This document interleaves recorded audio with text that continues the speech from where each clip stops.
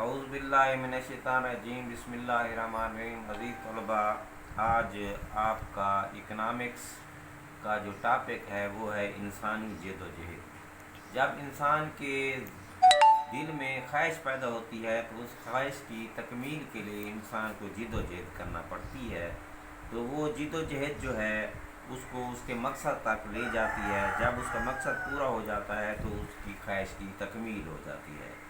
تو جو انسانی جد و جہد ہیں اس کی دو قسمیں ہیں، ایک معاشی جد و جہد، ایک غیر معاشی جد و جہد۔ معاشی جد و جہد ایسی جد و جہد ہوتی ہے جس کے لیے آپ جو بھی کوششیں کرتے ہیں تو اس کے لیے کچھ خرچ کرنا پڑتا ہے آپ کو، تو دولت آپ کو کمانا پڑتی ہے۔ مثال کے طور پر اگر کسی ڈاکٹر نے کسی مریض کا علاج کرنا ہے تو اس نے اس سے فیس لینی ہے، تو وہ جو اس کی جد و جہد ہوگی وہ معاشی جد و جہد ہوگی۔ غیر معاشی جد و جہد جو ہے اس کو پورا کرنے کے لیے انسان کو دولت نہیں کمانا پڑتی، بلکہ ہمدردی، ایثار، قربانی، محبت، اخلاق اور احساس فرد جو ہے اس کے ذہن میں ہوتا ہے۔ مثال کے طور پر ایک پروفیسر ہے، کالج میں وہ بچوں کو پڑھاتا ہے، لیکن گھر میں جا کے وہ لوگوں کے بچوں کو مفت میں پڑھاتا ہے، تو اس قسم کی جو اس کی جد و جہد ہوگی اس کو ہم کہیں گے غیر معاشی جد و جہد ہے۔ اب مقاصد وہ تمام خواہشات اور احتیاجات جو انسان پورا کرنا چاہتا ہے مقاصد کہلاتی ہیں۔ اگر انسان اپنی خوراک، لباس اور رہائش کی ضرورتیں پوری کرنا چاہتا ہے تو یہ سب اس کے مقاصد ہیں۔ مقاصد کی بھی دو قسمیں ہوتی ہیں، معاشی مقاصد ایسے مقاصد ہوتے ہیں جن کو پورا کرنے کے لیے انسان جو ہے وہ دولت کماتا ہے، اور دولت کمانے کے بعد جو ہے وہ اس کی مقصد پورا ہوتا ہے۔ مثال کے طور پر اس نے بھوک مٹانی ہے، تن ڈھانپنا ہے، تو اس کے لیے بھوک کے لیے روٹی اور تن ڈھانپنے کے لیے کپڑا اور رہنے کے لیے رہائش کا انتظام کرنا ہوگا۔ غیر معاشی مقاصد جو ہیں وہ بغیر دولت کمائے پورے ہوتے ہیں، قدرت کی طرف سے عطیہ ہوتے ہیں۔ جیسے آپ نے ہوا لینی ہے تو اس کے لیے آپ کو ہوا جو ہے اللہ تعالیٰ کی طرف سے مفت ملتی ہے، تو آپ سانس لیتے رہتے ہیں۔ معاشی مقاصد کی خصوصیات میں پہلے نمبر پہ ہے مقاصد جو ہے لامحدود ہوتے ہیں، یعنی ایک اگر آپ کا مقصد پورا ہوتا ہے تو دوسرا مقصد آپ کا شروع ہو جاتا ہے۔ اس طرح لامتناہی سلسلہ جاری رہتا ہے، جب تک آپ زندہ رہتے ہیں تو یہ سلسلہ جاری رہتا ہے۔ مقاصد کی اہمیت میں فرق، مقاصد کی اہمیت میں بھی فرق ہوتا ہے۔ اگر کوئی مقصد آپ کا بہت زیادہ اہم ہوتا ہے، کوئی غیر اہم ہوتا ہے، یا کوئی مقصد ایسا ہوتا ہے جس کو آپ نے پورا کرنا ہوتا ہے تو پہلے آپ اس کو پورا کرتے ہیں، دوسرے کو بعد میں کرتے ہیں۔ تو مقاصد کی اہمیت میں تبدیلی، وقت گزرنے کے ساتھ ساتھ مقاصد کی اہمیت میں بھی تبدیلی ہوتی رہتی ہے۔ ایک وقت میں ایک مقصد بہت اہم ہوتا ہے، لیکن کچھ عرصہ بعد اس کی اہمیت جو ہے اس میں کمی واقع ہونا شروع ہو جاتی ہے۔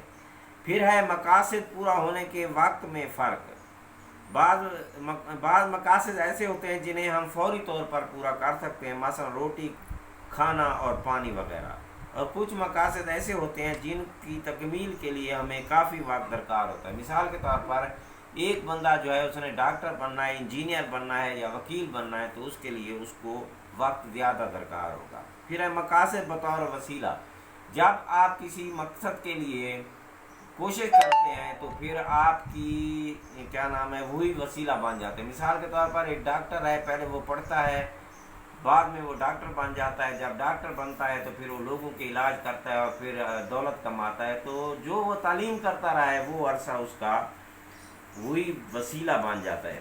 پھر بیٹا اشیاء کیا ہوتی ہیں؟ اشیاء ہر وہ شے جو ہماری ضرورت کو پورا کرے، ہماری خواہش کی تکمیل کرے، اور وہ جو ہے وہ شے ہوتی ہے۔ اشیاء جو ہیں ان کی قسمیں ہوتی ہیں معاشی اور غیر معاشی۔ معاشی اشیاء ایسی اشیاء ہوتی ہیں جن کے لیے انسان کو کوشش بھی کرنی پڑتی ہے اور دولت بھی لگانی پڑتی ہے۔ غیر معاشی اشیاء قدرت کا عطیہ ہوتی ہیں اور ہمیں وہ مفت میں مل جاتی ہیں۔ غیر معاشی اشیاء کی خصوصیات میں پہلی بات ہے کہ افادہ، غیر معاشی اشیاء میں بھی افادہ ہوتا ہے، اور عطیہ قدرت ہوتے ہیں، اللہ تعالیٰ کی طرف سے، قدرت کی طرف سے یہ ہمیں ملتی ہیں، ہم ان کے لیے کوشش نہیں کرتے بلکہ یہ ہمیں مل جاتے ہیں، جیسے روشنی، دھوپ اور ہوا وغیرہ۔ ملکیت، یہ جو غیر معاشی اشیاء ہوتے ہیں کسی کی ملکیت نہیں ہوتی ہیں۔ معاشی اشیاء کی اقسام دو ہوتی ہیں، اشیاء صارفین اور اشیاء سرمایہ۔